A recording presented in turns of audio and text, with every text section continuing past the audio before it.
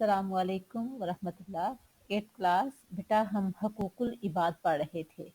यतीम, बेवा, माजूर, मुसाफिर के हकूक। इसके हमने 2 लॉन्ग क्वेश्चन कर लिए थे। आज हमने इसका थर्ड लॉन्ग क्वेश्चन करना है। तो बेटा आप ज़रा गौर से देखिएगा। हमारा थर्ड लॉन्ग क्वेश्चन है,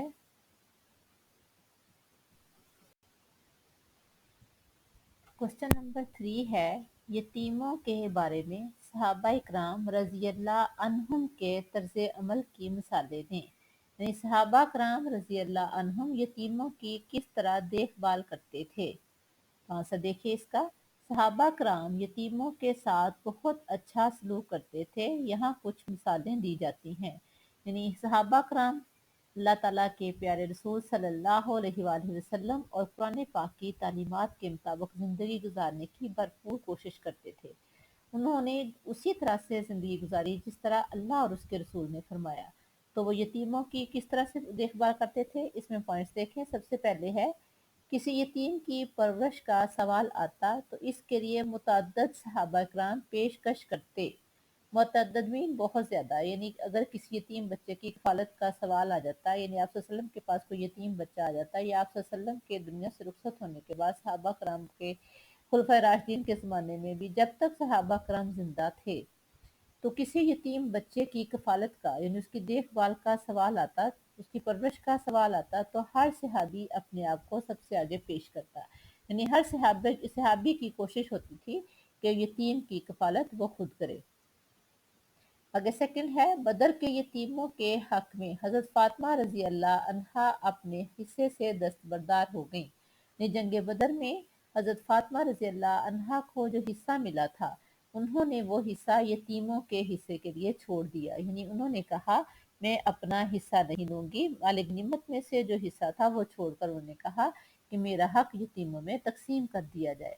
यानी सहाबा कराम, सहाबियात, उम्महातुल मोमिनीन, आप वसल्लम की बेटियां, यानी हर कोई जो आप सल्लल्लाहु अलैहि वसल्लम के ज़माने में मौजूद था, आप वसल्लम के बाद भी उन्होंने यतीमों की परवरिश करने में किसी किस्म की भी कमी बेशी नहीं छोड़ी थी, क्योंकि अल्लाह ताला ने यतीम की परवरिश का जितना ज़्यादा हुक्म दिया है वो उन अहकामात को मानते हुए यतीमों की हिफाजत में आगे आगे थे। आगे देखें।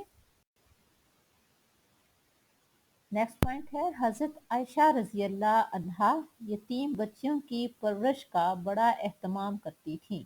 यानी किसी यतीम बच्ची की परवरिश के बारे में अगर किसी किस्म की भी ज़रूरत पड़ती थी तो हज़रत आयशा रज़ी अल्लाह अन्हा पेश थीं। यतीम बच्चियों की परवरिश के एहतमाम के लिए वो हमेशा अपनी खिदमत पेश करती थीं। हज़रत अब्दुल्ला बिन उमर रज़ी अल्लाह अन्हो अक्सर किसी यतीम बच्चे को साथ बिठाए बगैर खाना नहीं खाते थे।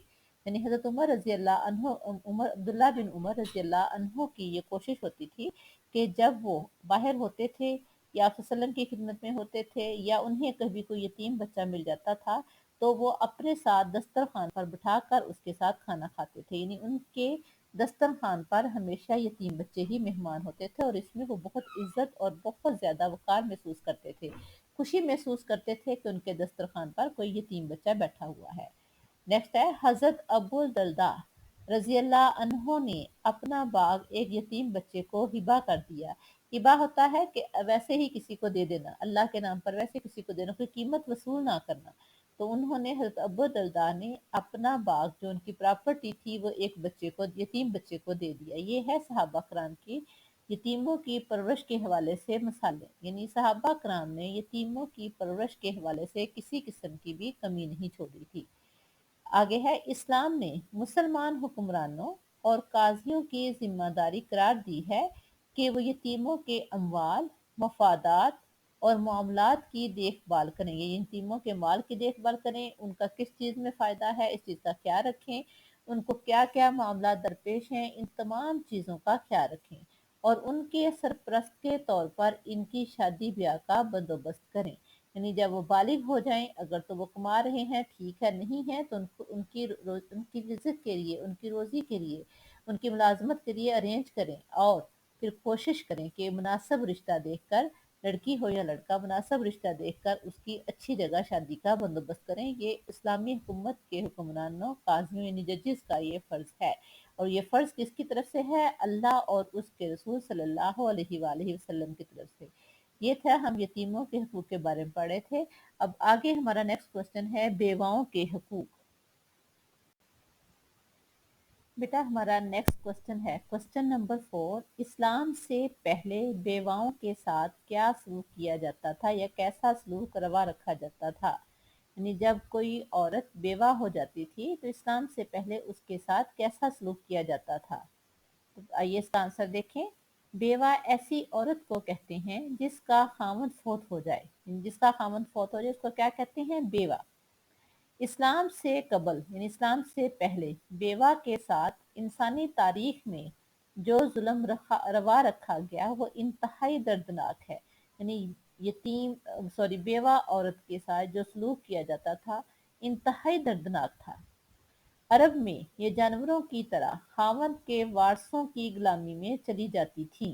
यानी अरबों में रिवाज था कि जब कोई औरत बेवा हो जाती थी तो प्रॉपर्टी की जब डिवीजन होती थी तो औरत को प्रॉपर्टी के तौर पर किसी को दे दिया जाता था। फर्ज करें किसी को कोई जमीन दे दी, किसी को कहा कि ये औरत हम तुम्हें दे दें, चाहे इसको नाउजुबिल्ला बेच दो, चाहे इसको घर में मुलाजमा रखो, जिस तरह से मर्जी रखो। यानी जानवरों की तरह जैसे जानवर तकसीम किए जाते हैं इसी तरह से इस्लाम से पहले औरत बेवा औरत के साथ सलूक किया जाता था। उसको जानवरों की तरह खावंद के वारसों में, चाहे उसके बेटों में, चाहे उसके भाइयों में, चाहे उसके बेटियों में, जिसको जो प्रॉपर्टी में हिस्सा आता था उसके हिसाब से औरत को दे दिया जाता था। यहूदियों में ये मरहूम शोहर के भाई की मलकियत करार पाती थी। यानी यहूदियों में क्या था कि जब खामद फौत हो जाता था तो खामद के भाइयों को ये प्रॉपर्टी के तौर पर दे दी जाती थी। वो जो चाहे इसके साथ सलूक करें, जो चाहे गुलाम बनाएं, चाहे बेच दें, चाहे घर के काम करवाएं, चाहे बाहर के काम करवाएं। यानी औरत का कोई मुकाम नहीं था। हिंदू मज़हब में ने तो इसे ज़िंदा रहने का हक छीनने की कोशिश की। हिंदुओं में क्या होता था कि जब शोहर को जलाया जाता था, यानी हिंदुओं में जब कोई फौत हो जाता है तो उसको चिता में जला देते हैं। तो वो जब मर्द को जलाया जाता था तो औरत को भी साथ ही जला दिया जाता था। और उनके मुताबिक जब कोई मर जाता है तो उसको जला देते हैं तो वो गुनाहों से पाक हो जाता है, सती हो जाता है। तो इस तरह औरत को भी वो मर्द के साथ जिंदा ही जला देते थे। इतनी अजियत देते हैं। अगर वो उसको जलाते नहीं थे तो फिर क्या था, सारी उम्र लानत और नहुसत की अलामत बनकर सोग में जिंदगी गुजार दे। यानी बेवा को अगर वो जलाते नहीं थे तो फिर उससे जीने का हक भी छीन लेते थे। वो सिर्फ और सिर्फ सोग की जिंदगी गुजार सकती थी। किसी खुशी में, किसी अच्छे काम में, बाहर के कामों में, किसी जगह भी उसको आज़ादी के साथ रहने की इजाज़त नहीं थी। उसने बेवा के तौर पर ही जिंदगी गुजारनी थी। और सोग में सबसे बड़ी बात कि शौक में उसको जीने का, अच्छी जिंदगी गुजारने का हर तरह का हक उससे छीन लिया जाता था। ये था इस्लाम से पहले औरत का और खुसूसन बेवा औरतों का हालात। इस्लाम ने आकर औरत को और खुसूसन बेवा औरत को उसका हक दिया। वो आगे क्या है और बेवा औरतों के साथ हमें कैसा सलूक करना चाहिए वो हमारा नेक्स्ट टॉपिक है। वो इंशाल्लाह हम नेक्स्ट लेक्चर में करेंगे। बेटा आपने इसको दोनों क्वेश्चन को अच्छी तरह से याद भी करना है और साथ साथ नोटबुक पे भी लिखते जाएं। इंशाल्लाह बाकी हम नेक्स्ट में करेंगे। अल्लाह हाफिज।